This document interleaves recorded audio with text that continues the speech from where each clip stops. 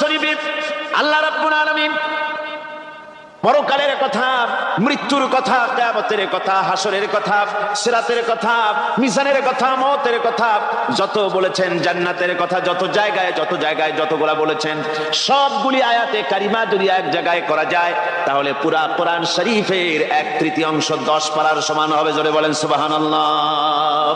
যেহেতু পরকালের চিন্তা ছাড়া মানুষের জীবন পরিচ্ছন্ন হতে পারে না, সুন্দর হতে পারে না, অপরাধ মুক্ত হতে পারে না।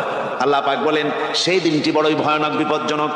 ওই দিনটির ব্যাপারে আল্লাহ পাক তার বান্দাদেরকে সতর্ক করে দিয়েছেন, বান্দারা সতর্ক হয়ে যাও, এইভাবে দিন যাবে না, কিয়ামত আসবে। আর ওই কিয়ামত এত মারাত্মক হবে, আল্লাহ সতর্ক করছেন বান্দাদেরকে, ইয়া আইয়ুহান নাসুত্তাকু রাব্বাকুম ইন্না সালসালাতাস সাআতি শাইউন আযীম।